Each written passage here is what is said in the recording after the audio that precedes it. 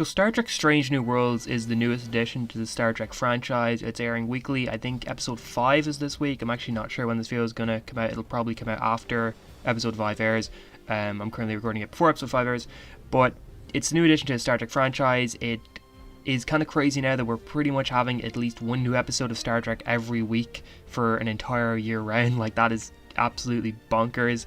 But Strange New Worlds is kind of a prequel to the original series, but then it's also kind of takes place during the original series. It's weird. It's also kind of a sequel to Star Trek Discovery. But I know a lot of people have like really strong opinions about new Star Trek meaning Discovery, Picard, Lower Decks, Prodigy. I know that there's not a whole lot of love for those shows, both from just normal TV fans and just also from Star Trek fans. I don't mind them. I don't think Discovery or Picard are anywhere near as good as like 90s Trek, but I still think that they're enjoyable enough on their own. I don't have crazy amount of problems with them. Lower Decks I'm actually a big fan of, and then Prodigy as well I thought was fine. I didn't really have much hate for it or anything. Just to get it out of the way, like, I'm a fan that doesn't have a whole lot of problems with them. I know that most Star Trek fans really do hate Picard and Discovery especially, but I think that they're kind of fine. I think Discovery is a show that it's never really been amazing, but for me it has never been terrible either, and I feel the same about Picard. I just really like seeing characters like Jean-Luc Picard back again and Seven of Nine back again, so it doesn't really bother me that the writing might not be as solid as old Star Trek. And I'm also really hyped for Picard Season 3 because we're getting pretty much the entire Next Generation cast back. I think, you know, as bad as Picard has been for a lot of people, I think that it's kind of hard not to be excited about the entire cast of Next Generation coming back. But Strange New Worlds, for me, blows all of them out of the water. Like, even though I haven't been crazy disliking them, I still think Strange New Worlds is far and away the best Star Trek we have gotten since Enterprise. I also love Enterprise, but Strange New Worlds, it has been absolutely fantastic. And I know we're only 4 episodes in. It's kind of crazy to say, oh, this is so good already, but it really is so good. Like, I don't see how this show can dip in quality if it continues giving us the episodes we're getting every week. And the show is very episodic. The things that are carrying over from episode to episode, they're all character focused things. They're all things to do with specific characters. Like, all of the characters so far have been really, really, really interesting. Everybody has their own thing or their own little kind of story going on. There's not like a big overarching plot about how the Klingons are trying to start another war or something with Starfleet. Like, they're straight up, everything that is continuing from episode to episode is focused on the character themselves, and that's been really interesting. Like, there's a character called Laan Noonien Singh, who's a brand new character. She was made for this show. Her main thing is that she has a ton of kind of trauma from the fact her family was killed by the Gorn, and that was something that was built up over the first 3 episodes, and then in episode 4 that came to a forefront where the Gorn come back. It's that kind of thing that the show is doing, where it's slowly building up character moments and then giving us the payoff to those character moments, which is something that Discovery and Picard has definitely not been good at. Discovery and Picard is very much a huge end of the world sort of plotline every single season, and that's what we're doing.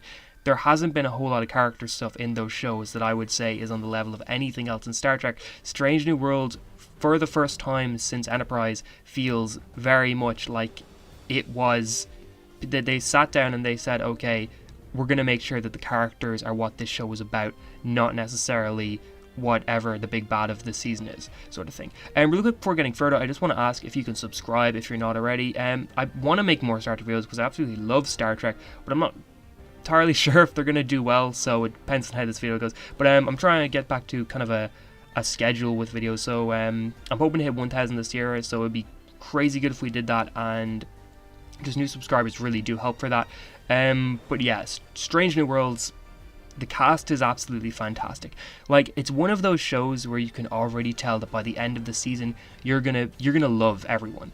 Like, there is not a single weak point of the cast just yet. There's definitely characters I think haven't gotten kind of their time to shine. There's a character called Ortega, for example, and she's kind of the only character in the main cast who I don't feel like has gotten really her moment yet, but I think that that's because every episode so far in the show has focused on 2 or 3 characters and a story they're telling. Like, episode 2, for example, was True and True, an Uhura episode. Like, that was about her, and we haven't gotten an episode really yet that is about Ortega. So I think that once we get there, then she's going to rise up on a list of characters that I'm interested in. But so far, she's the one character in the main cast that I can't say I'm too interested in, just because we haven't gotten anything to do with her yet. But speaking of, that's another thing that Discovery and Picard haven't done. I'm not going to spend the whole video ragging on them because, like I said, I kind of enjoy the shows. But old Star Trek, they would give every character a couple episodes each. Like over the course of the 7 seasons of Next Generation, every single main cast member had at least 6-7 episodes throughout the show that was just about them, that was focused on them, and a story was being told about them. That already feels like what Strange New Worlds was doing. Like I said, episode 2 was about Uhura, true and true. Episode 3, I believe, was about number 1, or Una, whatever you want to call her, and also had a lot to do with Lon Noonien Singh.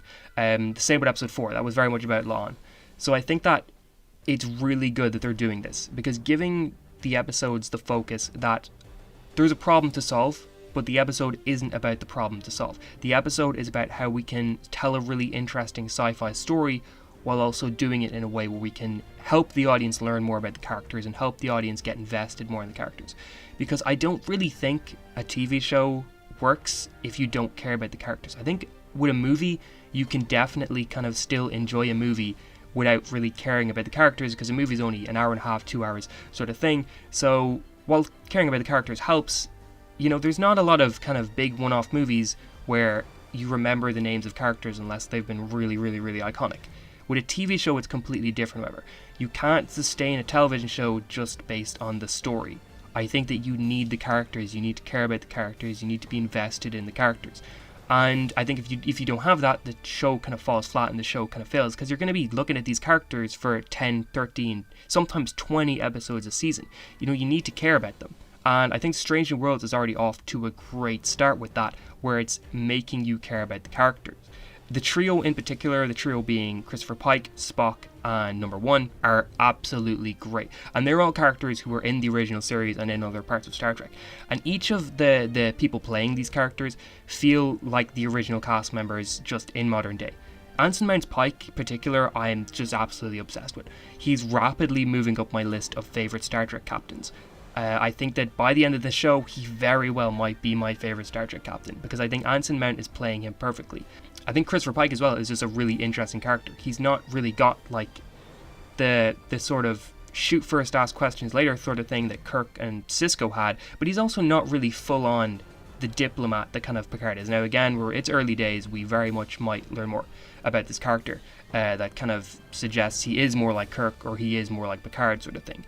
But so far, I think that he's kind of carving out his own path in sort of a way that none of the other Star Trek captains have yet. If there was a Star Trek captain I would relate him to, it's honestly either Janeway or Archer from Voyager and Enterprise. I think that he kind of does feel a little like those two captains.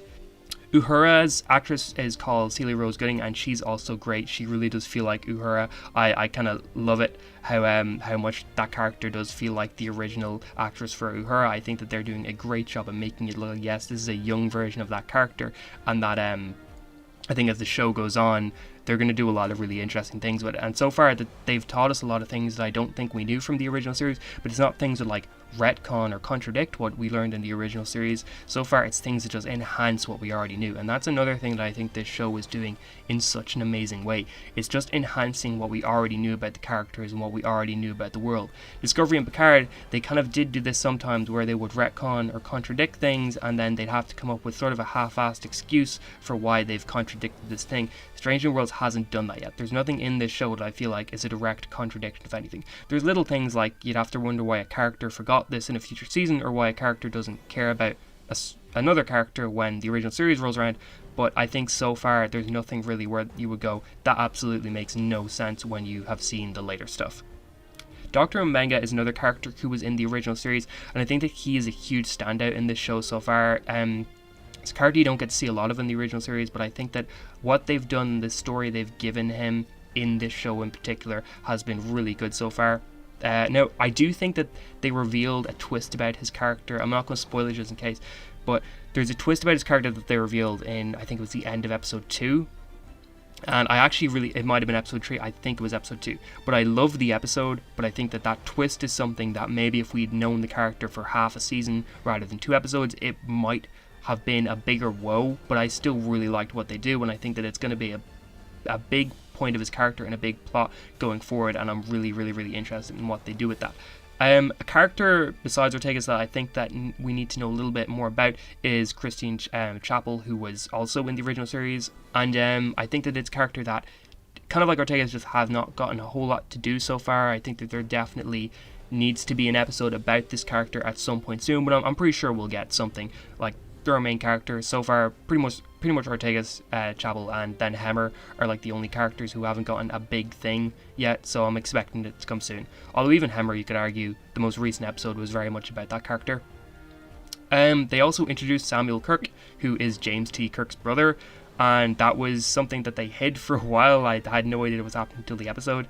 But it's such a great choice. It's such an, like, interesting in a way you didn't expect them to introduce this character, but then it makes perfect sense as well, because I know that Kirk has been announced for season 2 and everyone's already like, that's really ready to bring in Kirk. So you would think that when they would bring in a Kirk to season 1, they'd bring in James T. Kirk, and they make reference to James T. Kirk throughout the first episode. Or sorry, no, they don't make reference to him, they make just reference to Kirk.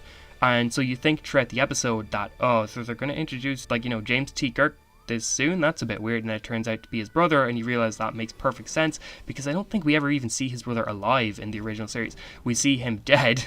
He's got a mustache, and he's just played by William Shatner, but it's something that it's a character we know very little about, so this is just a great way to expand on that character, and it's another example of the show not really contradicting anything from the other shows and kind of doing its own thing in a really smart and really interesting way. Now, I wonder if he's actually going to be a big part of the show. When he was introduced at the end of episode 1, I kind of assumed he was going to be like a main character in the show, like a main thing, and then he was in episode 2, but then he was like pretty much taken out of the game like halfway through the episode, and then he was not in episode 3 or 4. So I'm kind of wondering if like he's gonna be important going forward, or that's just sort of a thing where he's like here every 5 episodes or so he shows up for a little bit, which even that I wouldn't really mind too much, because I'm really interested in the character. I've already talked about Lon Indian Singing a little bit, but she's probably the standout of the new characters for me. I think that what they're doing with that character is really interesting. We've already kind of found out a lot about her in only 4 episodes, and I'm really interested to see what we find out in the rest of the season. I'm wondering, like, Lon is one of the characters that kind of like Ortega is kind of like Hemmer, where I don't think they've ever been mentioned at all in the later Star Trek stuff, so I'm really interested to see why they end up leaving kind of the Enterprise, why they end up going their own way that isn't related to the characters that are in the original series.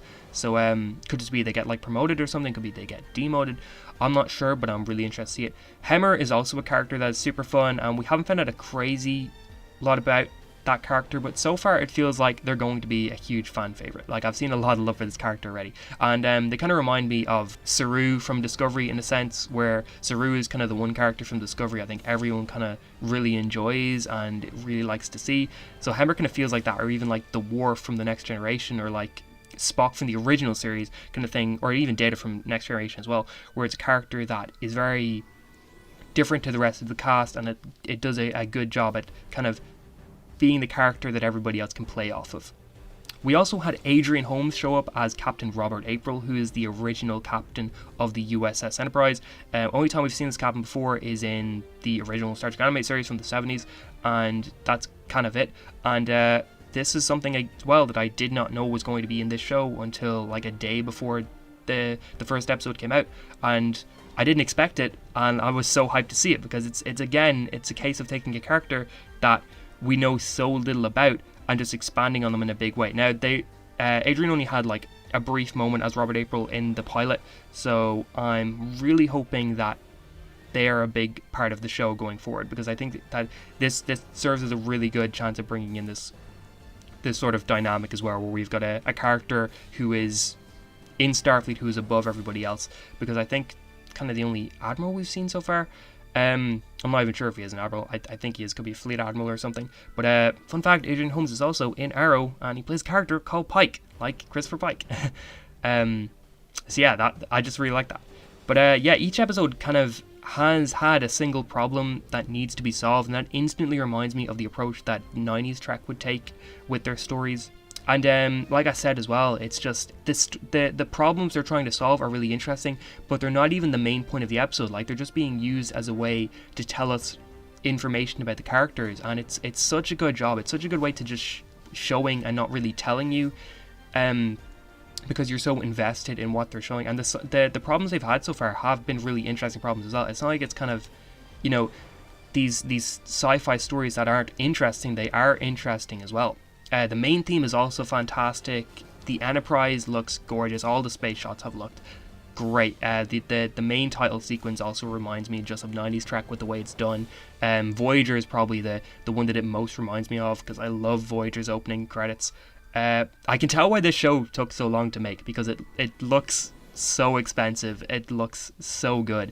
I think that this show was announced like 3 years ago or something like that, and it's more or less been in production since then. I think they're currently filming season 2, so they're filming season 1 and 2 kind of without much of a break between them, because they finished season 1 fairly recently filming wise, I'm pretty sure.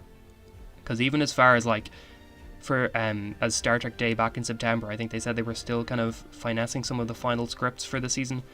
So yeah, the fact that they're already kind of filming season 2, hopefully this means that there's not going to be a huge gap between season 1 and 2. I know that we're kind of expecting Lower Decks to be around August, then the final half of Prodigy season 1 is going to be airing in like October-ish, I think. Then that will probably roll into the Star Trek Discovery season 5, and then hopefully after Star Trek Discovery season 5 we can go straight into Strange New Worlds, and then following that probably Picard season 3.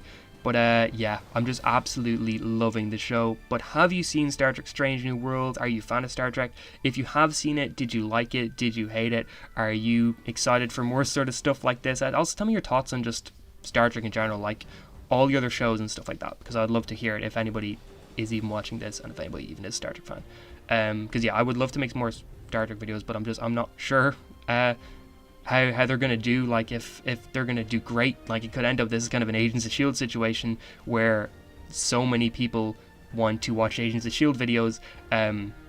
Should be great if that happened for this. But yeah, and if you enjoyed this video, please like, share, subscribe, and all of that, and I hope you have a great day.